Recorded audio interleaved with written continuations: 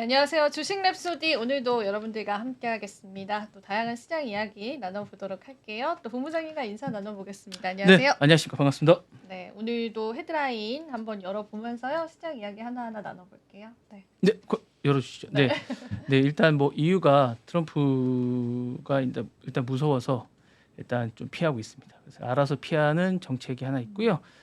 그 다음에 그 이유가 그 하는 것뿐만 아니라 빅테크 저승사자라는 그런 것이 있습니다. 그거 한번 보시고요. 그 다음에 셰인바우어라고 혹시 아십니까? 아니요, 몰라요. 멕시코 여성 대통령이시고요. 100일이 됐습니다. 그분하고 이제 멜로니라고 이탈리아 총리가 있습니다. 요 철인 여성 두 분이 계신데 요 두 분에 대한 이야기를 잠깐 좀 해볼까 합니다. 두 분 다 미인이세요. 요분 잠깐 얘기를 좀 하고 하시고요. 그 다음에 바이든하고 머스크가 둘 다 전기차 광입니다. 근데 전기차 광인데 이분이 왜 앙숙이 됐는지에 대한 이야기를 잠깐 좀 해볼까 합니다. 사실은 이게 좀 안타까운 일이 좀 있었습니다. 어쨌든 이 두 분이 왜냐하면 나중에 얘기하겠지만 머스크가 그 바이든과 트럼프 전임이죠. 그 대통령 누구시죠? 흑인 대통령이었던 분 그분일 때는 오바마 네. 때는 오바마랑 같이 스페이스X도 가고 되게 친하셨어요. 사실은 지금의 트럼프와 그런 장면은 오바마 때는 연출이 될 거라고 아무도 예상을 못했습니다. 그런 상황에서 바이든하고 이렇게 지금 이렇게 앙숙이 될 줄은 전혀 예상을 못했고요. 마지막으로 최근에 1억 달러 분량의 어떤 그 또 사이버 트럭에 대한 보조금을 또 이제 신청을 했는데 그것조차도 바이든이 승인을 안 해줬습니다. 마지막까지 바이든이 그걸 또 이제 그 어떤 목리를 부렸는데요. 그런 것까지 지금 이렇게 했는 정도로 사이가 너무 틀어졌는데 그 부분에 관해서 다시 한번 또 말씀을 드리겠습니다. 저크버그 최근에 또 이제 그 마지막으로 이제 충성 맹세를 또 하고 있는데요. 또 임금이 아니라 인원을 또 삭감을 했습니다. 5% 정도를 삭감하겠다고 선언했는데 이게 또 그 트럼프의 정책과도 맞닿아 있습니다. 이럴 정도로 지금 너무 충성 맹세를 하고 있는데 요 부분에 관해서 충성 맹세를 하면서 자신의 입속과 그다음에 AI 정책, 그다음에 규제 완화에 대한 부분들을 트럼프에 적극적으로 로비를 하고 있습니다. 이 부분에 관한 이야기. 그리고 트럼프가 미국에만 있는 건 아닙니다. 전기톱 대통령이라고 지금 남미의 아르헨티나에 한 분 계십니다. 그분에 관한 이야기도 좀 해드릴까 합니다. 이러고 보니까 전체 다 트럼프 얘기가 다 들어있는 오늘 얘기는 트럼프 대잔치인 것 같습니다. 진짜 그렇네요. 네, 약간 그런 근데 어쩔 수 없습니다. 지금 트럼프가 너무 이슈라서 오늘 또 뭐 트럼프가 이상한 관세 청구 하나 만든 것 같고 정말 온 세상이 다 트럼프 위주로 돼가고 있는 것 같습니다. 뭐 오늘 우리나라도 약간 뭐 여러 가지 이야기가 좀 있었는데 아침에 제가 오면서 막 그 뉴스를 계속 보고 왔었는데 네, 대통령께서 오늘도 그렇죠. 오늘 헌정사상 최초로 웃을 일은 아니지만 뭐 어쨌든 최초로. 그런 일이 하나 있었는데 어쨌든 뭐 이야기 시작해 보겠습니다. 네, 좋습니다. 자, 이유 웬만하면 얘의 성격은 건드리지 말자. 이런 주의입니다. 그래서 로이터에서 이제 빅테크들에게 가했던 그런 것들을 트럼프가 이제 취임하니까 재고를 하기 시작했습니다. 그 제재를 가했던 많은 그 경제적 불이익들을 일단은 빅테크 애들에게 가했던 이거를 재고하게 되는데 왜 재고를 하는지를 좀 봤습니다. 그러니까 이게 트럼프 1기 때 당했던 그 트라우마가 있어서 그런 겁니다. 그러니까 뭐냐면 트럼프 1기 때 트럼프가 EU에 대해서 기본적으로 제재를 가했던 게 있습니다. 트럼프는 기본적으로 미국 우선주의고 친구가 없습니다. 그러니까 일단은 이게 왜 그러냐면 트럼프는 푸틴하고 친합니다. 그러니까 이 유럽이 제일 두려워하는 게 사실 우크라이나 전쟁을 보시면 아시겠지만 러시아를 제일 두려워합니다. 그 나토를 그래서 이렇게 만든 거거든요. 근데 기본적으로 미국은 나토 동맹하고 친한데 그 트럼프는 그게 없습니다. 그래서 푸틴하고 러시아하고 친합니다. 그리고 우리나라랑 원래 친하잖아요. 김정은하고 자기가 그렇게 얘기합니다. 네, 보통 맞아요. 그렇게 얘기합니다. 이게 말이 안 되거든요. 기본적인 원칙 우리가 기본적으로 이 원칙을 얘기할 때 그게 안 되거든요. 근데 이 트럼프는 그게 가능한 사람입니다. 그러니까 이게 제가 이제 오전에 잠깐 말씀드렸는데 기본적으로 이런 마인드는 부동산 개발업자 마인드입니다. 그러니까 지금 바로 자기한테 이익이 누가 되느냐 이걸 따지는 거거든요. 그러니까 지금 바로 개발해서 이익이 누구한테 있느냐를 따지는 이런 마인드입니다. 이 사람이. 메르켈 총리가 그 얘기를 했었거든요. 이 부동산 이 사람을 만나고 나서 자기가 그런 걸 깨달았다. 이 사람하고는 대화가 잘 안 된다. 동맹 이런 게 안 된다라는 생각을 하기 때문에 EU가 그거를 1차 때 깨달은 겁니다. 그래서 이제 트럼프가 오기 전에 정리할 거 빨리 정리하자. 그래서 그렇게 공격적으로 다 했나 봐요. 네네네네. 그죠? 예, 빅테크들한테. 예, 예. 그죠? 그렇게 하는 겁니다. 그래서 빅테크들도 그걸 알고 있습니다. 그래서 그냥 트럼프를 이용하려고 하는 거고요. 그래서 기본적으로 지금 EU가 가장 두려워하는 게 러시아가 위에 있는 게 너무 두려워서 이제 우크라이나 전쟁에 지원을 하고 우크라이나를 방어선으로 하기 위해서 전쟁을 일으킨 거거든요. 그걸 지원하고 있는 겁니다. 그러니까 사실은 EU도 못된 거죠. 맞아요. 예, 우크라이나를 방어선으로 하고 있는 겁니다. 그래서 그 방어선을 지지선을 하고 있는데 이거를 지금 이제 트럼프는 끝내려고 하는 겁니다. 러시아하고 지금 푸틴하고 또 이제 회담을 하려고 하고 있는 거거든요. 그 트럼프는 그러다 보니까 이제 그런 걸 두려워하는 겁니다. 손을 잡고 이제 EU를 압박하려고 하는 게 이제 트럼프는 하고 남을 사람이라고 판단을 하는 거죠. 그러면서 이제 하려고 하는 거고요. 그리고 일단 관세를 오늘도 뭐 점진적 관세를 하겠다라고 좀 얘기를 했잖아요. 기본적으로 트럼프가 얘기를 했습니다. 그래서 뭐 자기가 또 청도 하나 만들었는데 그러면서 나토 지원을 축소하겠다고 일단 얘기를 했고 미군 철수를 공공연하게 얘기합니다. 지금 독일에 미군이 꽤 많이 가 있는데 이 미군을 바로 철수하겠다고 얘기를 합니다. 예, 하고 남을 사람입니다. 네. 그리고 이제 외교적 불이익을 무조건 주겠다고 얘기하고 그 다음에 저는 최근에 그 X를 통해서 일론 머스크가 막 계속 분열을 시키잖아요. 그건 제가 트럼프 지시라고 봅니다. 어떻게 보면 그거 인정을 안 합니다. 그 어떤 권위 이런 걸 인정을 안 해줍니다. 그 각 나라의 그 외교 수장들이나 어떤 그 대표들은 인정을 잘 안 해줍니다. 자신들에게 이익에 부합하지 않으면 그 대표들을 인정을 안 합니다. 각각을. 그리고 기후변화 협약이나 이런 것들에 돈을 내가 왜 내냐고 그럽니다. 돈을 안 냅니다. 그리고 예전에 맺었던 그 전임 그 대표나 대통령이 맺었던 그런 계약서나 이런 것들을 다 인정을 하지 않습니다. 원래 그러면 이게 황당한 거거든요, 사실은.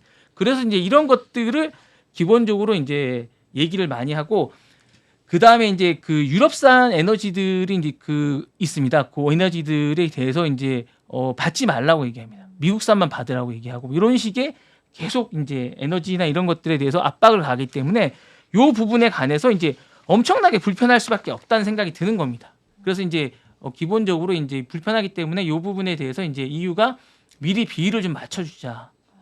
우리가 이 정도 했으면 근데 주고받는 게 확실한 분이기 때문에 뭔가를 주면 또 트럼프는 또 이런 걸 하나를 자기가 또 양보해야 된다는 생각을 합니다. 왜냐 업자기 때문에 약간 이런 생각을 갖고 있기 때문에 이 부분에 관해서 이제 기본적으로 하는 거고 빅테크 기업들이 분명히 뭔가를 얘기를 했을 거거든요. 이거를 풀어달라고 얘기를 했기 때문에 이거를 한번 하는 거고 그다음에 최근에 요런 규제에 관해서 약간 강경한 태도를 보였던 이제 위원장이나 위원들이 대거 이제 사퇴를 했습니다. 예, 이런 점들도 요 부분에 관해서 좀 크게 작용을 하지 않았나라는 생각이 좀 듭니다. 그러면서 요 부분에 관해서 이제 얘기를 좀 하고 있고요. 기본적으로 이런 부분에 대해서 이제 좀 할 수 있으면서 근데 이제 모두 다 트럼프가 해결할 수 있는 건 아닙니다. 그러니까 이제 해결할 수 없는 것들이 좀 있습니다. EU가 사실은 다 EU가 돼 있지만 여기에 이제 각각의 나라들이 약간 독립성이 강합니다. 그다음에 EU가 다 말을 듣는 건 아닙니다. 그리고 이제 이게 그러니까 미국만 있는 게 아니고 전 세계 나라 중에 미국과 경쟁적인 나라가 하나 있습니다. 중국이라는 나라가 있습니다. 그러니까 중국이라는 파트너가 있다 보니까 미국도 중국을 그러니까 EU를 상대할 때 중국을 의식하지 않을 수 없습니다. 그러니까 중국이 있으니까 너무 몰아붙이면 EU가 중국에 붙을 수가 있습니다. 그러다 그렇네요. 보니까 그러다 보니까 이걸 의식하지 않을 수가 없습니다. 그러니까 이제 적절히 조절을 해가야 됩니다.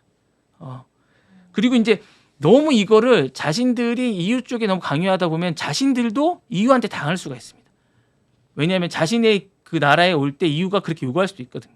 그 나라 제품들이 뭐 농산품이나 이런 것들이 그러니까 요게 반대로 할 수도 있기 때문에 요 부분들을 적절히 해야 되는 그런 게 좀 있기 때문에 요거는 적절히 해야 되지 않을까라는 생각이 드는데 일단 EU가 1차 트럼프 정부 때 당했던 게 있고 트라우마가 있고 러시아라는 지정학적인 그런 게 있기 때문에 기본적으로 지금은 약간 그런 태세 전환을 하고 있다. 그래서 웬만하면 일단 건드리지 말고 일단 선물을 하나 주자. 정부 할 때. 그래서 일단 뭐 그렇게 하는 게 아닌가라는 생각을 해서 일단 재검토를 하고 있다. 지금 규제를 준 것들에 대해서 그렇게 생각을 하고 있는 것 같습니다. 전반적으로. 그래서 그 부분에 관해서 지금 약간 한번 보고 있다, 들여다보고 있다라는 기사가 나온 건데 제가 볼 땐 좀 풀어줄 것 같습니다. 그래서 여기 보시면 기본적으로 이제 여기 보시면 이제 저는 이 단어가 아주 영어라는 게 참 단어가 좋다는 게 이게 약간 이 단어가 이 트럼프를 딱 적당하게 얘기한 거거든요. 이 적당하게 이 단어가 트럼프를 아주 적당하게 표현한 단어 같은데 어쨌든 이 트럼프의 어떤 이 약간 뭐라 그럴까 약간 건달스럽고 약간 이런 약간 그런 단어를 잘 적절하게 표현한 것 같은데 그런 표현을 잘 한 것 같습니다. 그래서 어쨌든 잘해서 잘 대응할 것 같습니다. 네. 다음 페이지 잠깐 보시죠. 자, 이제 빅테크의 저승사자들이라고 할 수 있는 대륙별 독점 방지법들이 있습니다. 요거를 오늘 좀 설명을 드리겠습니다. 어떤 게 있고 지금 어떤 것들이 사안이 걸려 있는지를 좀 한번 정리를 하면 오늘 좀 여러분들에게 정리를 한번 해드릴까 합니다. 그러니까 빅테크들이 뭐 때문에 이렇게 머리를 아파하는지 그리고 우리나라는 어떻게 걸려 있는지 우리나라 사실 걸려 있는 게 좀 있습니다. 우리나라도 사실 있는 게 있고 우리나라가 적용하는 법들도 좀 있으면서 이걸 좀 빠르게 정리를 한번 해드릴까 합니다. 자, 유럽연합에 빅테크들이 안에 들어가 있는 법이 사실 디지털 시장법이라고 있어요. DMA라고 이거는 빅테크 플랫폼이 시장을 독점하는 법입니다. 그러니까 이제 뭐 기본적으로 이제 안에 들어가 있는 법들이 있는데 이 법에 관해서는 여러 가지 법들이 있습니다. 그래서 요 법에 관해서는 이제 여러 가지가 있는데 요 법에 관해서는 기본적으로 게이트키퍼에 관한 그런 법인데 2023년 9월 6일 기준으로 6개의 기업이 게이트키퍼에 들어가 있습니다. 알파벳, 아마존, 애플, 바이트댄스, 메타, 마이크로소프트가 이 안에 들어가 있습니다. 이 안에 이제 2024년 3월까지 DMA 규정을 준수해야 되고 이게 이제 총 매출의 최대 10%까지 가진금을 매길 수 있습니다. 그러니까 다행히 삼성전자도 들어갈 뻔했는데 인터넷 브라우저를 자진 신고해서 이 명단에서 제외됐습니다. 그리고 이제 요게 이제 사전에 들어갈 수 있는데 요 부분에 이제 문제가 애플이 지금 뭐 보시면 아시겠지만 애플이 지금 최초에 이제 지금 이 법안에 지금 위험합니다. 그래서 이제 애플이 이거 좀 풀어달라고 얘기하고 있거든요. 그래서 앱스토어 정책이 외부 결제 링크가 제한되고 인앱 정책을 혐의를 받고 있습니다. 그래서 요거에 이제 지금 과징금을 최대 3,910억 달러 우리나라 돈으로 539조가 지금 매겨질 수 있고 최대 이렇게 지금 과징금이 부과될 수 있어요. 매출에 그러니까 3,539조의 약 10%니까 54조 정도를 매길 수 있는 게 지금 고려 대상입니다. 그래서 애플이 지금 이게 과징금을 매겨줄 수 있는 한 50조 정도가 지금 과징금을 매겨줄 수 있는 이 안에 들어가 있습니다. 그래서 이거 애플이 지금 아주 위험한 상황에 지금 들어가 있고요. 그 다음에 디지털 서비스법의 DSA 법이 있습니다. 이거는 이제 2023년 4월 25일 날 알파벳부터 이제 뭐 스냅챗, 위키트리아 뭐 그리고 이제 트위터, 뭐 틱톡, 뭐 마이크로소프트 뭐 이런 것들이 다 들어가 있고 여기에도 이제 여러 가지가 있는데 X가 이 안에 들어가 있습니다. 아까 트위터로 얘기한 일론 머스크가 여기 이제 들어가 있고 지난해 7월에 이게 이제 위반했다고 해서 이제 여기 지금 과징금 대상에 들어가 있습니다. 그리고 이제 애플이 또 여기 들어가 있습니다. 그러니까 애플이 안 걸린 데가 지금 없습니다. 네, 애플이 많이 걸려 있고요. 그 다음에 이제 그 제일 많이 걸려 있는 게 정보 위반입니다. 정보를 함부로 사용했다고 하는 GDPR이라는 법이 있는데 그 우버가 오른쪽에 지금 걸려 있는 요 법입니다. 요거. 요 법인데 메타도 많이 걸려 있고 아마존, 구글, 우버인데 우버가 지금 이거를 함부로 전송했다고 해서 우리가 이제 정보를 막 스크랩하지 않습니까? 이렇게 지나다니면서 그러니까 네덜란드 보호 당국이 이제 우버 그 운전자들이 데이터를 부적절하게 전송하고 미국으로 전송을 했다고 합니다. 이걸 미국으로 전송했다고 그래서 2억 9천만 유로 우리나라 돈으로 이제 엄청나게 많은 걸 이제 했는데 이게 3억 2,400만 달러라고 돈으로 따지면 엄청난 겁니다. 이게 요 법을 했다고 해서 이제 기본적으로 지금 이게 지금 과징금을 책정을 해놓으려고 하는 상태입니다. 이거를 이제 지금 했다고 해서 지금 요게 지금 걸려 있어서 우버가 지금 이걸로 해결해 달라고 하고 있는 상황이니까 이런 부분에서 지금 엄청나게 많이 돼 있고요.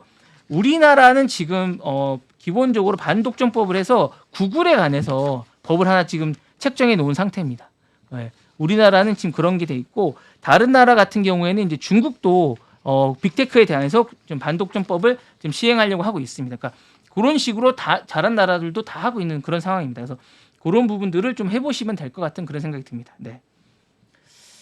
일단 요 정도 이제 법들이 돼 있고 네. 이렇게 보시면 될 것 같습니다. 네, 네, 독점 방지법. 네, 네, 네, 네. 이것 때문에 실제로 벌금도 좀 많이 현재 네, 네, 책정이 네, 네. 되고 있잖아요. 네, 네, 맞습니다. 네, 네, 네. 이거는 이제 근데 저는 어떤 면에서는 약간 동의하기도 해요. 근데 이 필요한 법들입니다. 필요하다라고 네, 네, 생각하는 네, 네. 부분이 있어요. 네. 그렇게 막 너무 이제 강하다라고 그런 느낌보다는 네. 그래서 저는 필요하다고 봅니다. 네, 네. 네, 사실 필요하고 사실은 어떻게 보면 이제 트럼프가 와서 이런 것들을 하는데 좀 과도한 면도 있습니다. 빅테크들이 너무 플랫폼이 너무 크다 보니까 그걸 이용해서 뭐 어쩔 수가 없게 너무 과도하게 돈을 가져가는 경우, 자신도 모르게 돈이 빠져나가는 경우도 많아요. 맞아요, 맞아요, 네네. 맞아요. 애플 같은 경우에 이제 앱을 쓰다 보면 맞아요. 이게 나도 모르게 돈이 많이 나가나 이런 맞아요, 생각을 할 맞아요. 때가 많습니다. 맞아요. 예. 그러니까 그런 경우는 굳이 이런 돈을 우리가 많이 내야 되나 이런 식으로 뭐 앱을 하나 봤는데 이게 이렇게 비싸? 뭐 이런 생각이 좀 들 때가 있거든요. 그걸 그렇게 해서 그 개발자가 가져가는 것도 아니고 그걸 하나 뭐 그쪽에서 중간에 쓴다고 해서 그냥 수수료 이렇게 많이 떼가야 되는 그런 생각도 들거든요. 네, 맞아요. 어쩔 수 없이 네, 그건 좀 심하다는 생각이 듭니다. 저는. 맞아요. 네, 네. 맞습니다. 맞습니다. 네. 다음 이야기도 네, 한번 다음 이야기 말씀해 주시죠. 네. 자, 트럼프 시대에 주목받는 두 명의 여인들입니다. 네. 미인이시라고 하죠. 예, 요분이 요분이 생각보다 더 미인이십니다. 요 사진이 잘 안 나왔는데 멕시코 미인이신데요? 예, 네. 이분이 이제 클라우드 셰인바우 대통령이라고 이제 멕시코 사상 거의 70% 지금 그 정도의 어떤 지지율을 받고 계신 대통령이십니다. 그리고 오른쪽에는 멜로니라고 이제 보시면 이분도 이제 마찬가지인데요. 클라우드 셰인바우 대통령이 이제 이게 지금 엄청나게 인기를 100일 됐습니다. 멕시코 보드라인에 관해서 이제 하고 있고요. 기본적으로 이제 멕시코가 이제 인기나 이런 것들이 있는데 최근에 상당히 인기가 있습니다. 그래서 지금 도널드 트럼프 관계 개선을 위해서도 노력을 많이 하고 계시고요. 어쨌든 여러 가지 안들을 많이 내놓고 계십니다. 그래서 최근에 경제 활성화 로드맵을 해서 이제 멕시코 플랜이라는 어떤 그런 계획서를 2025년 1월 13일 날 발표했습니다. 2030년까지 멕시코를 세계 10대 강국으로 도약시키겠다라고 얘기를 했습니다. 그래서 요걸 해서 GDP의 투자 비용을 25%를 유지하고 일단 지금 마약이나 이런 범죄나 이런 걸로 점철되어 있는 멕시코를 약간 밝은 그런 나라로 만들겠다라는 그런 계획을 세우고 계십니다. 그리고 미국과 협력을 좀 많이 하겠다. 그리고 이제 약간 불법 이민 이런 이미지 같은 것들 협조를 많이 하겠다고 하고 있습니다. 그리고 마약 같은 것도 협조를 많이 하겠다고 얘기를 하고 있고요. 미국과의 어쨌든 협력을 많이 하겠다고 지금 얘기를 했습니다. 그리고 이제 관세 부과나 이런 부분에 대해서도 예고를 25% 예고를 했습니다. 이 부분에 대해서도 이제 적극적으로 협조를 하겠지만 그것만이 능사는 아니다. 대신에 트럼프가 고민하고 있는 불법 이민이나 마약 문제를 적극 협조할 테니 이 부분을 좀 도와달라라고 이제 얘기를 했습니다. 그리고 이제 예전에 이제 멕시코만을 아메리카만으로 이제 바꾸자고 얘기하니까 이제 오히려 이 부분을 미국을 멕시코 아메리카로 부르자고 이제 얘기할 정도로 네, 네. 약간 유머스럽게 얘기할 정도로 이제 재밌게 얘기 많이 하는 이런 사람이고요. 기본적으로 이제 그 경제 협력 강화를 되게 많이 강조하고 유머스럽게 잘 받아칩니다. 그러니까 이게 뭐라 그럴까? 약간 재치가 있고 약간 그러세요. 약간 그리고 이제 강단 있는 여성이라고 할까요? 뭐라 할까? 이제 여성이라기보다는 저는 정치가로서 정말 감각이 좀 있는 것 같아요. 그러니까 두 분 여성분들 다 여성이라기보다는 정치가로서 아주 재능이 있다고 저는 봅니다. 그러니까 어떻게 저렇게 잘 컸을까? 제가 저보다 어른이긴 한데 어쨌든 잘 컸을까라는 생각이 들 정도로 아주 잘하시고 있고 잘 감각이 있으신 것 같아요. 그러니까 무역 관세 완화도 이제 지금 미국, 멕시코, 캐나다를 잇는 어떤 그런 이렇게 미국을 중심으로 양쪽에 다 붙어 있잖아요. 그런 것들에 대한 것도 있고요. 그리고 이제 긍정적인 분야에서 아주 그러니까 근로자들이 좀 밝게 잘 일할 수 있게끔 그렇게 이제 빈부격차 해소할 수 있는 그런 것들도 많이 하고 재생에너지나 북미 에너지 통합에 관해서도 많이 하고 있습니다. 그리고 안보나 마약 협력 같은 것들도 좀 더 열심히 하자라고 얘기하고 있고 파트너십을 많이 강조하고 있습니다. 그리고 이제 미국과 이제 그 멕시코의 격차에 대해서도 정확하게 인정을 하고 계십니다. 그러다 보니까 그거에 대해서도 우리가 이제 형제 국가로서 우리가 아우니까 많이 도와달라. 그리고 이제 경제 의존성이 분명하니 이 부분에 대해서 뭐 대등하다 이런 생각을 하지 않는 것 같습니다. 그래서 도와줄 건 도와주고 우리가 너희에게 협조할 건 협조할 테니 좀 투자 유치도 해주고 도와주십시오라고 그런 입장을 정확하게 하고 있습니다. 그러면서 아주 잘 하고 있고 그러다 보니까 멕시코 안에서도 인기가 상당히 높은 것 같습니다. 자 그리고 오른쪽에 예. 멜로니 아시나요? 네, 지난 페르샤 멜로니. 예. 네. 이분이 이제 2022년 10월 취임 이후에 생각보다 안정적인 국정 운영과 유연한 리더십을 보이세요. 그러니까 이제 이 분이 이끄시는 이탈리아 형제들이라고 이제 당이 있습니다. 그 2024년 6월에 이제 유럽 의회 선거에서 득표율 28.8%로 선두로 차지했습니다. 그래서 이제 재미있는 건 유럽에서 가장 영향력 있는 인물 1위입니다. 그리고 이제 뭐 소통도 잘하세요. 그리고 이제 얼마 전에 이제 기자회견 같은 걸 많이 하거든요.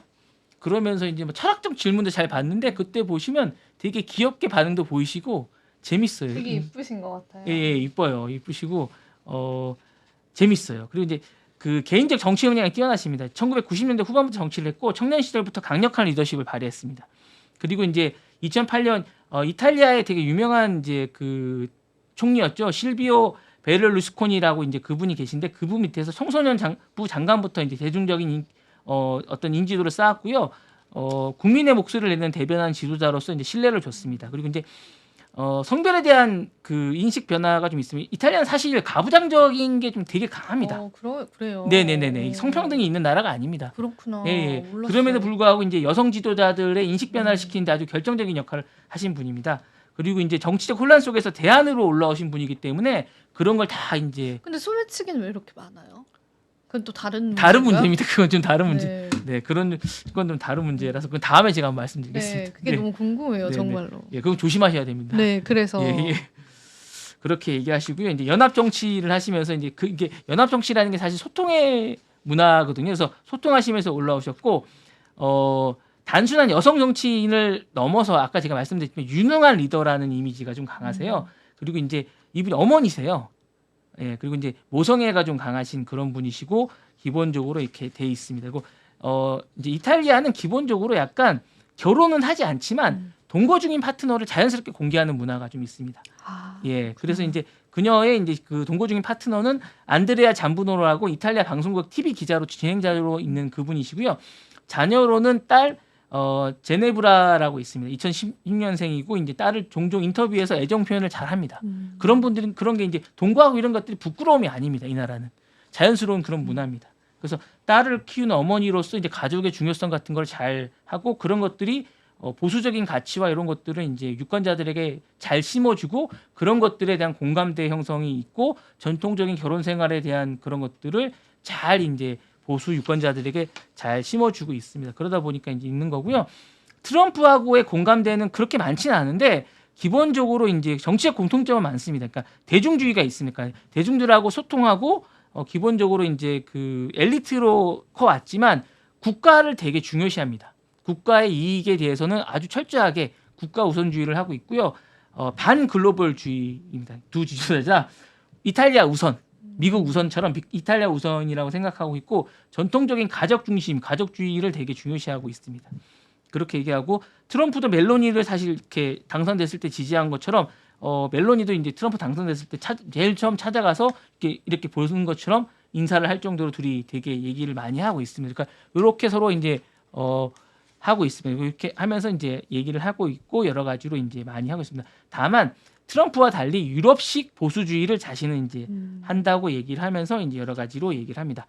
최근에 두 분이 만난 건 2024년 12월 7일 날 트럼프가 이제 그 노트르담 그 재개관 행사에 간 적이 혹시 기억하시는지 모르겠는데 그때 지난해 노트르담 행사를 갔던 적이 있어요. 네. 그때 갔을 때 이제 우크라이나 대통령도 만나고 그때 여러 가지 대통령 만나고 그랬던 적이 있는데 그때 만났고 최근에 말하라고 거기 가서 이제 잠깐 만난 적이 있습니다. 그때 이제 만났을 정도로 둘이 되게 친하고 여러 가지를 했던 적이 있습니다. 그래서 그렇게 하면서 이제 두 지도자가 지금 트럼프 시대에 트럼프와 연관돼서 주목받고 있어서 제가 잠깐 가져왔습니다. 여러분들 이제 향후에 이 어떤 지금 이 시대에 지금 옛날 메르켈 총리나 뭐 대처 총리처럼 그런 여성들 못지않은 두 여성 지도자입니다. 잘 보시고 어떤 주체적이고 강인한 여성이라기보다는 어떤 강인한 리더로서 지금 잘 커가고 있는 그런 분이시니까 한번 보시고 저는 괜찮은 두 분 같으세요. 그러니까 인기도 되게 좋으신 분이니까 괜찮은 두 분. 예, 네. 제가 볼 땐 뛰어난 분이십니다. 제가 평가할 건 아니지만 그 나라에서 상당히 인기를 누리고 있고 뭐 이제 그런 리더십입니다. 그러니까 괜찮은 분인 것 같습니다. 네. 네, 다음 소식 전해드리겠습니다. 네. 일단 마크 저커버그가 이제 관계 개선을 위해서 최근 한 행보를 말씀드리겠습니다. 팩트체크 기능 2025년 1월 7일 페이스북, 인스타그램 가짜 뉴스를 판별하는 제3자 팩트체킹 기능을 폐지한다고 발표를 했고요. 이는 표현의 자유를 회복하기 위한 조치로 설명되지만 트럼프 당선인의 요구를 부응하는 의도로 해석됩니다. 그리고 데이나 화이트 이사를 임명했습니다. 저커버그가 트럼프 당선인 측근으로 알려진 데이나 화이트 UFC CEO를 메타 이사로 임명했습니다. 이는 트럼프 측근과 관계 회복을 강화하려 움직임으로 보입니다. 그리고 트럼프 취임식에 100만 달러를 제일 먼저 기부했습니다. 그리고 트럼프와 직접 소통을 하는데 수시로 전화로 통화를 해서 관계를 했고 그다음에 트럼프 백악관을 떠난 이후에 마라라고에 2번을 방문했습니다. 이런 적이 없었습니다. 이분이 유일합니다. 예. 그리고 최근에 또 있어요. 이게 뿐만이 아니에요. 기조에 발맞춰서 빨리 하고요. 트럼프한테 여러 가지 도움을 요청했습니다. 주요 사안으로 해외 정부와 플랫폼 규제 대응을 해달라고 얘기를 했고 자기 것뿐만 아니라 애플앱 개발 제한 해제를 해달라고 했고요. 국내 AI 규제 완화도 부탁을 했습니다. 그리고 메타 해제 소송에 대한 대응도 중요한 이슈로 꼽히고 있고요. 여러 가지 이슈에 대해서도 되게 얘기 많이 했고 최근에 저성장자라고 이제 그 성과가 안 좋은 사람들에 대해서 5% 감축 계획도 발표했습니다. 이거는 트럼프가 요구하는 겁니다. 인원을 감축해달라는 부분에 대해서 먼저 표본을 보여달라고 얘기를 했는데 오른쪽에 보이시면 왼쪽에 보이시면 요 지금 레이아웃이라고 이제 해고를 하겠다고 얘기를 했잖아요. 요거를 이제 하겠다고 한 거예요. 이 두 번째예요. 이미 했기 때문에 할 필요가 없거든요. 지금 한 지가 얼마 안 됐어요. 근데 또 하겠다는 거예요. 샘플을 자기네가 먼저 보여주겠다는 겁니다. 분위기를 먼저 보여주겠다는 걸 먼저 얘네가 메타가 보여주겠다는 거예요. 이러니 안 이뻐 보이겠어요? 이쁜 짓을 하네요. 네. 그죠? 이쁜 짓 하고 있습니다. 아, 이쁜 짓 좀 해야지 이렇게 네. 사회생활 잘해야 되는데 그렇습니다. 네. 많이 보고 배웁니다. 네, 다음 소식 드리겠습니다. 네. 자, 남미의 트럼프입니다. 아르헨티나. 네, 아르헨티나. 맞죠? 네, 네. 아르헨티나. 여기 오. 보시면 뭐 트럼프와 이제 유일하게 만나게 되는 하비에르 밀레이 대통령이라고 이게 전기톱 대통령이라고 보통 부릅니다. 전기톱. 전기톱 이게 대통령? 퍼포먼스를 전기톱으로 들고 왔어요. 아 그래요? 예, 1년 됐고요. 예, 전기톱 대통령 별명을 얻게 되는 강력한 이게 관료주의를 철폐하고요. 남미의 전기톱을 상징성인 급진적 개혁과 과감한 변화로 화제가 되고 지금 지금 우리나라는 잘 안 알려져 있는데 사실은 이제 되게 유명한 대통령입니다. 남미 쪽에서는 지금 우리가 멕시코 남미를 잘 안 다뤄서 우리나라가 그렇긴 한데 제가 이제 요즘에 이제 여러분들에게 좀 많이 알려드리려고 합니다. 지지자들에게 통쾌한 상징으로 받아들여지고 이제 비주얼의 혁신감. 그래서 이제 좀 재밌게 생기셨는데 많이 올랐어요 최근에 퍼포먼스로 남미에 이렇게 하고 이제 유사한 점이 많습니다. 직설주의 화법과 정책 비판을 많이 하고 반체제 이미지로 합니다. 그래서 정치권의 늪을 말리겠다. 드레인 더 스왑 해가지고 이제 기성 정치권과 많이 다른 그런 걸 얘기하고 경제 위기를 많이 극복했습니다. 그래서 중산층과 노동자 계층의 불만을 끌어모아서 이제 트럼프와 비슷합니다. 대통령이 된 케이스고요. 극단적인 경제 정책을 씁니다. 그래서 중앙은행 폐지, 공공부문 축소, 화폐를 미국 달러로 대체하겠다는 막 이런 것들을 약간 제시를 해서 얘기하고요. 보호주의 성향도 강합니다. 그래서 글로벌리즘을 비판하고 자국 중심의 경제 모델을 강조하는 아메리칸 퍼스트하고 비슷한 걸로 이제 접근을 많이 합니다. 그리고 이제 언론과도 대립을 많이 하는 스타일이고요. 약간 요렇게 이제 많이 합니다. 그래서 소셜 미디어 중심으로 캠페인을 많이 했고요. 약간 X를 하듯이 약간 요렇게 이제 소셜 미디어로 많이 전달을 하고 이렇게 하고 이제 카리스마 쇼맨십 보시면 아시겠지만 오른쪽 보시면 아시겠지만 약간 쇼맨십 코미디언 같은 느낌이 좀 들지 않으십니까? 예. 그리고 이제 헤어스타일도 약간 뽀글뽀글한 스타일로 많이 하시면서 뽀글이. 예, 네. 약간 트럼프 헤어스타일하고 늘 요런 스타일로 하세요. 예, 옷도 이제 파란색 요렇게 해서 요 스타일로들 입으세요. 요렇게 입으시고 직접적으로 많이 하시고 대중적으로 하고 많이 하시고 화법도 그냥 직설적으로 하세요. 그냥 돌려서 하지 않으시고 많이 하시고 기본적으로 트럼프하고 잘 지내십니다. 그래서 이제 트럼프하고 많이 하고 트럼프 성공 모델을 자기의 롤 모델로 삼고 있습니다. 그래서 기본적으로 엘리트 체질을 비판하고 지지층을 이제 결집하는 약간 이런 스타일로 많이 합니다. 그래서 미국하고 결집을 많이 하려고 하고 보통 남미들은 미국하고 대립을 많이 했는데 미국하고 관계 개선을 많이 하려고 합니다. 그래서 경제가 살아야 먹고 산다는 얘기를 많이 하기 때문에 그런 부분들에 대해서 계속하고 이게 이제 재선을 했기 때문에 트럼프가 관계 개선도 많이 하고 직접 이번에 트럼프 그 할 때 취임식 할 때 찾아갑니다. 드물게 찾아가서 이제 둘이 정상회담도 할 생각인 것 같고 여기 보시면 이제 여기 만난다고 얘기를 하거든요. 그래서 둘이 만나게 될 생각인 것 같고 여기 보시면 회담도 한다고 합니다. 그래서 여러 가지로 인기를 끌 것 같으니까 한번 유심히 보시고 아까 말씀드렸던 멕시코 그 대통령이랑 이제 이 남미의 대통령 한번 보시면 향후에 어떤 행보를 하실지 좀 보시면 좋으실 것 같습니다. 네, 네, 좋습니다. 소개해드렸습니다. 네. 남미 트럼프. 네. 네. 그리고 이제 뭐 오늘 많이 올랐더라고요. 네. 아니 그리고 저는 일본에도 마이크로 스트레이치 같은 기업이 하나 있더라고요. 네, 맞아요. 예, 그 오늘 10,000개를 하겠다고 선언을 했더라고 그 회사가. 마이크로 스트래티지를 벤치마킹 하고 있어요. 예, 그 회사가 1,000개, 1,700개 정도밖에 안 되는데 10,000개를 어떻게 할지 모르겠어요. 그리고 지켜봐야죠. 네. 네. 신기하죠. 네. 네. 그 주가 많이 올랐더라고요. 거기도. 거기도 주가 많이 올랐어요. 예. 네. 상관관계 가져가는 거죠. 근데 네. 이제 마이크로 스트래티지가 사실 커뮤니티에서는 살 때마다 비트코인이 떨어져요. 그래서 다들 속으로 사지 마, 제발 사지 마, 약간 이러기도 하시거든요. 네, 이제 네. 우스갯소리로. 예. 그래가지고 그것도 되게 재밌더라고요. 그래가지고 한번 그래서 일학개미들이 거기를 좀 유심히 보는 것 같더라고요. 일학개미가 있기도 하죠. 네, 우리가 네, 네. 그죠? 일학개미라고 하니까 익숙하지 않네요. 네. 그래서 또 어떡하지? 빨리 빨리 하시죠. 해야겠다. 그죠? 네, 네. 네. 천천히 하십시오. 시간이 네. 시간이 또 훌쩍 지났어요. 시세부터 먼저 보면 97,000까지 회복해줬고 이더리움이 좀 여전히 약해요. 그래서 이게 저도 너무 아쉽더라고요. 리플은 12%나 올랐습니다. 그래서 테더와의 시가총액 벌어졌고 아발란체, 스텔라 코인 또 12% 올라주는 모습도 확인이 됐습니다. 주요한 이슈들 하나하나 살펴볼게요. 이것도 이제 아까 바이든 행정부의 일론 머스크 공격 이야기를 했는데 SEC에서 이제 일론 머스크한테 증권법 위반으로 소제기를 했습니다. 트럼프 행정부 취임 전에 일어난 거고요. SEC가 이제 X 예전 트위터를 인수했잖아요. 근데 그 인수 과정에서 지분을 획득한 거를 신고하지 않았다라고 하는 명목이에요. 그래서 배심원 재판을 요구했고 벌금과 부당 이득에 관한 환수 조치까지도 했는데요. 머스크의 변호사는 이제 자긴 잘못한 게 없다. 머스크는 잘못한 게 없다. 수년에 걸친 괴롭힘이다. 이렇게 또 못을 박았어요. 그래서 조 바이든 정부에서 이제 머스크 쪽에 관한 공격들을 계속 하고 있나 봐요. 사실 우리가 쉽게 얘기하면 이거잖아요. 털어서 먼지 안 나온 사람이 없느냐 이런 또 이야기가 있는 것처럼 이제 계속되는 마지막 펀치까지도 지금 날리고 있다. 그렇게 보시면 될 것 같고 자, 그리고 이제 한국에서 어제 가상자산위원회에서 관련 법을 논의를 했어요. 근데 사실 결론이 뚜렷하게 나지 않았고, 실제로 이제 사우스코리아의 이러한 법안에 관해서도 이거 외신이거든요. 외신에서도 헤드라인으로 걸렸거든요. 근데 결과 한번 보겠습니다. 첫 번째로 가상자산 사업자 측면에서 진입과 영업행위 규제에 관한 논의가 이루어졌는데, 필요성은 지적이 됐습니다. 그래서 지금 이제 거래 지원에 관한 이행 효율성을 제고하고 자본시장 공시에 맞춰서 이 사업 보고서 같은 정기 공시를 내자 이런 제도를 이제 도입을 했어요. 그러니까 너희도 뭔가 공시를 내라 이제 주식시장처럼. 그래서 완전 이제 암호화폐 시장이 이제 제도권으로 편입이 되는 이제 그런 과정 중에 있다라고 보시면 되고 그리고 이제 향후에 태스크포스라고 하는 팀을 이제 TF팀이라고 하죠. 그 TF팀을 통해서 입법 주요 과제로 세부 내용에 이제 착수할 예정이다라고 합니다.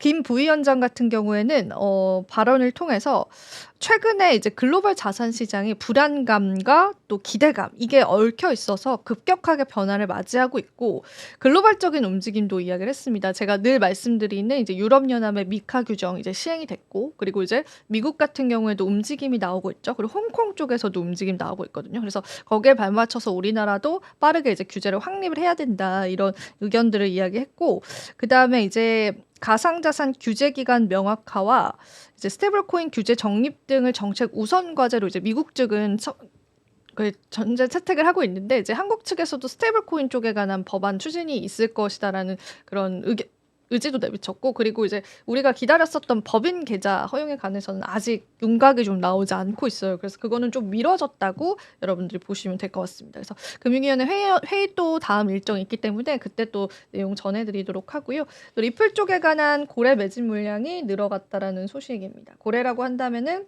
대형 투자자들이죠. 여기 보이시면은 100K 이상 가지고 있는 고래들의 영역들도 있고 그리고 이제 한 달 이상 가지고 있던 그런 고래들의 영역들까지도 표시가 되어 있는데 최근에 여기 센티멘트 자료에 따르면은 고래들의 매집 물량들이 좀 들어오고 있어요. 그래서 리플 조금 더 상방을 바라보는 시선들도 있는 것 같아요. 리플 지금도 강했고 최근 24시간 동안 또 강했는데 얼마나 더 강할지 뭐 이제는 이더리움을 넘본다 이런 소리도 나오고 있는데 일단 아직까지는 수급적인 측면에서는 굉장히 좋은 흐름들 나타내주고 있습니다. 자 그리고 이것도 우리가 체크를 해봐야 될 것 같아요. 비트코인 골드가 이제 상장 폐지가 됐잖아요. 지금 업비트, 빗썸, 코인원 이런 대표 거래소들이 많은 알트코인들을 상장 폐지를 시키고 있습니다. 근데 예전에는 정말 무더기식의 상장, 그러니까 실체가 없는 기업들을 자꾸 상장시켰던 것들에 관한 부작용들이 많이 나왔었고, 그거에 따라서 모 연예인의 남편은 진짜 징역형까지도 이제 선고를 받았을 정도로 이렇게 막 상장을 해서 사기 아닌 사기를 이제 치는 그런 업체들도 많았고, 예전에 주식 그 부자 이희진이라고 하는 그 사기꾼도 암호화폐 시장으로 들어와서 상장을 하나 시켜서 그거를 가지고 또 약간 먹튀 논란들까지도 있었어요. 그래서 요런 상장 문제가 굉장히 암호화폐 거래소 내에서 굉장히 중요한 부분이 됐는데 업비트가 지난해 하반기부터 지금까지 솔브케어, 스팀달러, 비트코인 골드 등 5개의 가상 자산을 유의 종목으로 지정하고 이 중에서 3개를 상장 폐지를 했고 오히려 업비트가 아닌 코인원에서는 이게 상장 폐지가 안 됐어요. 그래서 오히려 그쪽에서는 투자자들한테 러브콜을 이렇게 보내는 식으로 또 홍보를 하더라고요. 그러니까 비트코인 골드를 우리 거래소에서 거래를 하면 돼 이런 식으로 이제 투자자분들을 좀 끌어들이는 거죠. 그러니까 이런 또 해프닝이 있기도 했었고 그리고 일단 왜 그럼 상장 폐지를 했느냐? 유통량 등의 주요 사항을 임의로 변경하거나 그다음에 운영 상황 등이 부족하다는 평가를 받았습니다. 근데 유통량은 너무나 중요하잖아요. 이 주식 가격에서도 중요하지만 코인에서도 당연히 중요하겠죠. 근데 이 부분을 임의로 이제 그 회사 측에서 계속 변경을 한다라는 거는 상장을 유지시켜 주기에는 너무나 이제 불안감이 많은 거죠. 그래서 그런 부분들 때문에 이제 폐지를 했고 이제 상장 폐지 기준이 거래소마다 제각각인 게 또 문제점입니다. 그러니까 어디에서는 거래를 할 수 있고 어디에서는 이제 거래가 안 된다라는 거예요. 그래서 여기 보시면 제가 앞서도 말씀드렸지만 비트코인 골드는 업비트에서 상장 폐지 결정 났지만 코인원은 보유자 끌어들이기 위한 이벤트까지도 여는 것처럼 이런 모습들까지도 연출되고 있기 때문에 국내 거래소에서만큼은 이제 명확한 규정들은 좀 필요하지 않을까 그런 의견들이 좀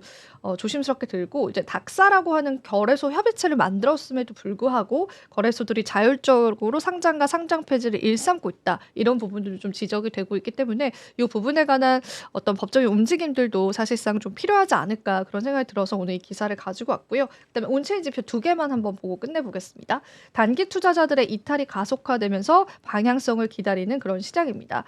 단기 투자자들이라고 한다면은 이 1년 이상의 홀더들이 아니라 1개월에서 12개월 정도 가지고 있는 투자자분들도 있고 그리고 여기 보시면은 한 달 미만의 투자자들이에요. 그러니까 보유한 지 한 달이 안 된 거죠. 이 시장에 들어오셔서. 근데 그런 분들이 지금 이제 이탈이 가속화되고 있어요. 지금 이제 시장을 좀 떠나는 비율들이 좀 많아지면서 이게 손바뀜이 될지 아니면은 하방을 조금 더 열리게 하는 그런 이제 압력적인 물량이 될지 그건 지켜봐야겠지만 일단 단기 투자자들 이탈이 가속화되고 있는 게 온체인 지표상 확인이 됐고요.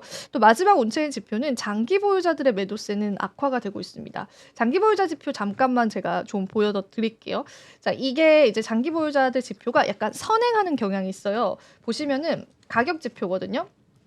장기 보유자들 물량이 조금 포지티브하게 들어오는 시점이 먼저 일어났었고 가격이 이렇게 상승을 해요. 그리고 나서 또 이제 가격은 하락하는데 그 과정에서 장기 보유자들 물량이 또 들어옵니다. 근데 이제 가격은 하락을 하는 상황에서 들어오죠. 그리고 나서 이 물량 매집이 어느 정도 끝난 이후에 또 상승을 해줘요. 그래서 약간 선행을 해요. 여기도 보시면은 장기 보유자들 물량이 좀 들어온 이후에 시장이 상승을 해요. 파란색이 가격이거든요. 근데 지금은 이제 요렇게 장기 보유자들이 매도 물량을 좀 보여주고 있어요. 근데 그 매도 물량들이 이제 한때는 이제 수급적으로 불안해서 이제 지적이 됐었지만 요 매도 폭이 조금 감소됐었대요. 지금은 최근에. 그래서 마이너스 827K였다가 마이너스 246K로 감소가 되면서 이게 포지티브적으로 이제 변화가 된다면 시장 상승을 조금 예상을 할 수 있다라는 그런 분석이었습니다. 그래서 요것도 여러분들이 참고 자료로 같이 보시면 될 것 같아서 이 장기 보유자들의 이제 매수는 약간 선행하는 지표로서의 지금까지 패턴을 보여왔기 때문에 여러분들 가격 지표 조금 예측하실 때 이것만 보시면 안 되고요. 여러 가지 같이 보면서 이제 보조 지표로서 조금 활용을 해보시면 좋을 것 같아서 오늘 마지막 온체인 지표까지도 같이 좀 알려드리도록 하겠습니다. 자, 오늘도 또 유익하게 여러분들에게 다양한 정보들 전달을 해드렸습니다. 자, 저희 인사 나눠볼까요, 본부장님? 네. 오늘도 또 시청해주신 여러분 고맙습니다. 감사합니다.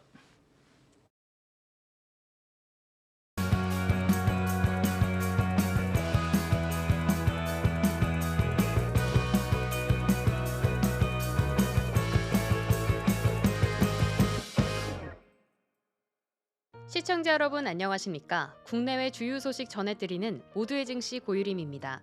첫 번째 뉴스입니다.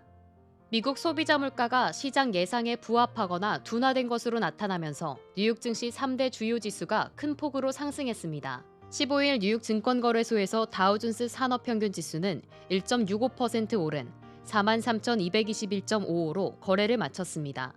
S&P 500 지수는 1.83% 상승한 5,949.91을 기록했으며 기술주 중심의 나스닥 지수는 2.45% 급등한 19,511.23에 마감했습니다. 3대 주요 지수가 이처럼 크게 오른 것은 지난해 11월 6일 이후 처음입니다. 이번 증시 급등의 배경에는 개장 직전 발표된 미국 소비자 물가 지수였습니다. 미국 노동부에 따르면 지난해 12월 CPI는 전년 동월 대비 2.9% 상승하며 시장 예상치를 밑돌았습니다. 다만 전월 대비로는 0.4% 상승하며 시장 전망에 부합했고 전월 수치를 소폭 웃돌았습니다.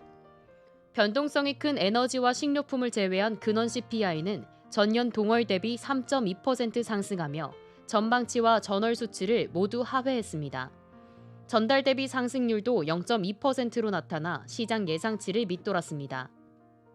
연방준비제도가 정책 결정에 있어 근원 CPI를 주요 지표로 삼는 점을 감안할 때 이번 수치는 물가 상승 압력이 완화되고 있음을 시사합니다.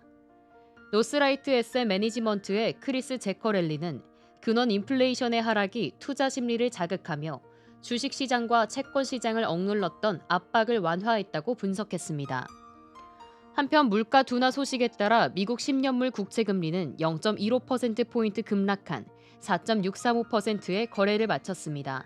최근 5%로 치솟을 것이라는 전망이 있었던 국채금리의 상승 압박이 크게 줄어들었다는 평가입니다. 이번 소비자 물가지수 발표로 뉴욕 증시는 모처럼 활기를 되찾았으며 투자자들은 향후 연준의 금리 정책 변화를 주목하고 있습니다.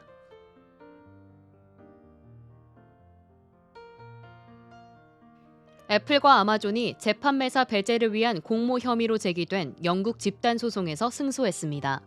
로이터 통신은 15일 영국 경쟁심판소가 애플과 아마존을 상대로 제기된 집단 소송에서 피고 승소 판결을 내렸다고 보도했습니다. 이번 소송은 영국 레딩 대학교 소비자법 교수 크리스틴 리에파가 영국 소비자를 대표해 제기한 것으로 리에파 교수는 두 회사가 아마존 전자상거래 플랫폼에서 애플과 비츠 제품의 재판매를 금지하기 위해 공모를 했다고 주장했습니다. 그는 이러한 공모가 해당 제품의 경쟁을 약화시켰다며 소송을 제기했습니다. 소송 금액은 약 4억 9,400만 파운드로 추정됐지만 애플과 아마존은 이번 승소로 소송 부담을 벗게 됐습니다. 영국 경쟁심판소 재판부는 원고 측이 피해 집단을 대표할 만큼 자격을 갖췄다고 볼 수 없다며 소송 진행을 중단하기로 결정했습니다. 로이터는 경쟁심판소가 이러한 소송을 진행하지 않기로 한 것은 이례적인 사례라고 평가했습니다. 이번 판결로 애플과 아마존은 영국 내 법적 논란에서 중요한 승리를 거두며 글로벌 전자상거래 시장에서의 입지를 더욱 강화할 전망입니다.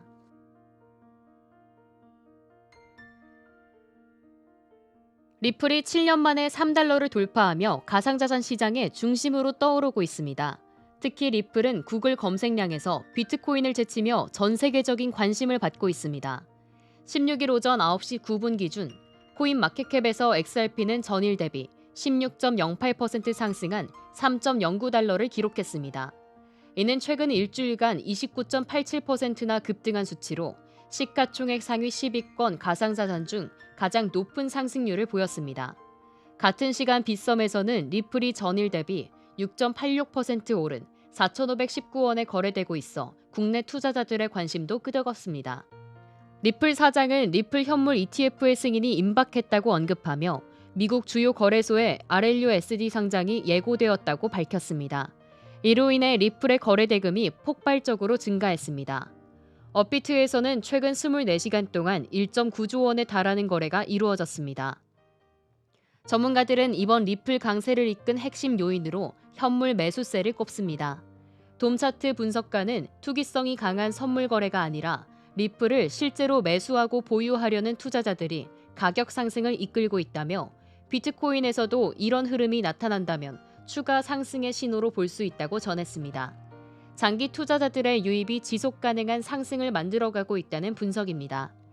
구글 트렌드 데이터에 따르면 리플 관련 검색량이 비트코인을 넘어섰습니다. 15일 기준 XRP는 지난해 11월에 이어 또다시 비트코인을 앞지르는 검색량을 기록하여 글로벌 시장에 이목을 끌고 있습니다. 업계 전문가들은 리플의 강세 배경으로 도널드 트럼프 대통령 당선인의 재취임을 언급했습니다. 온체인 게임 기업 소브런의 제스 공동 창업자는 XRP가 긍정적 규제 환경에 수혜를 받을 가능성이 크다며 이더리움보다 리플 보유가 유리한 시점이라고 평가했습니다. 리플의 상승세가 어디까지 이어질지 귀추가 주목됩니다. 시장에서 보여주는 새로운 변화와 투자자들의 반응이 앞으로의 행보에 중요한 역할을 할 것으로 보입니다.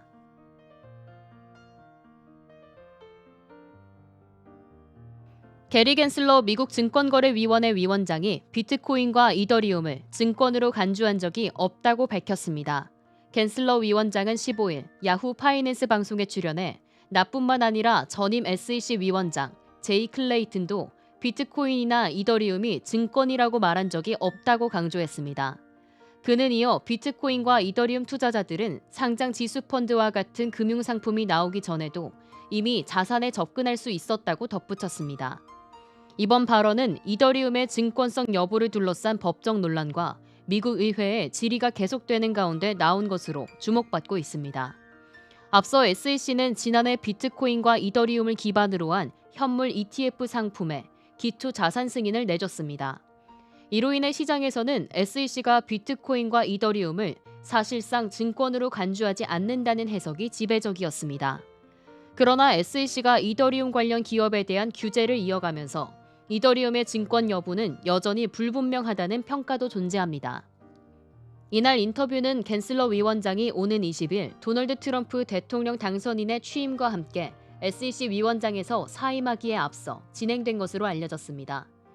같은 날 진행된 CNBC 인터뷰에서는 비트코인에 대해 디지털 금으로서의 성격을 갖고 있다는 의견도 밝혔습니다. 겐슬러 위원장은 비트코인은 매우 투기적이고 변동성이 큰 자산이지만 사람들이 지난 1만 년 동안 금을 거래해온 것처럼 비트코인을 거래하고 싶어 한다고 말했습니다.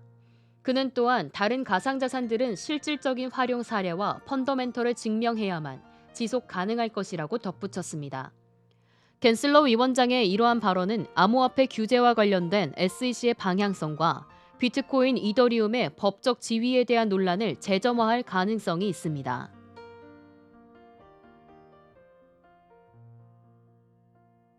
비트코인이 9만 7천 달러 선을 다시 돌파하며 가상자산 시장의 분위기가 반전되고 있습니다.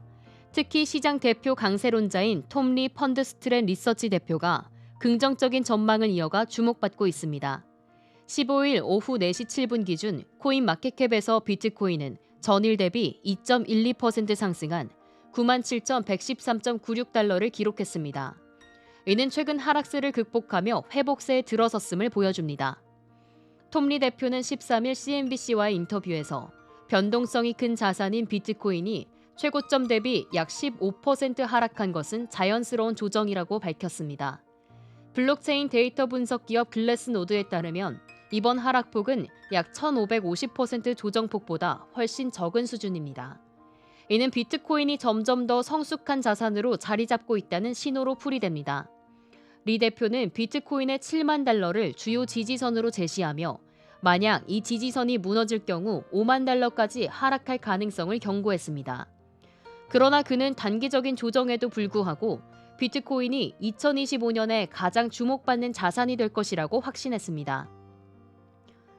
톰 리는 비트코인의 연말 목표가를 20만에서 25만 달러로 유지했습니다. 시장 분석에 따르면 비트코인은 이전보다 안정적이고 강력한 상승 흐름을 이어갈 가능성이 높습니다. 코인데스크는 이번 조정폭에 대해 비트코인이 더 성숙한 자산으로 성장하고 있음을 보여준다고 해석했습니다. 전문가들은 비트코인이 단기적으로 조정을 겪더라도 장기적으로는 긍정적인 흐름을 이어갈 것이라고 기대하고 있습니다.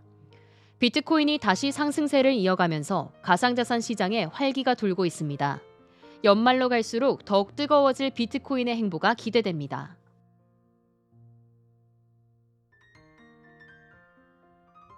이상으로 모두의 증시 마칩니다. 본 방송에서 제공해드리는 정보는 투자 판단에 대한 조언일 뿐 해당 자산의 가치와 상승을 보장하지 않습니다. 시청해주신 여러분 고맙습니다.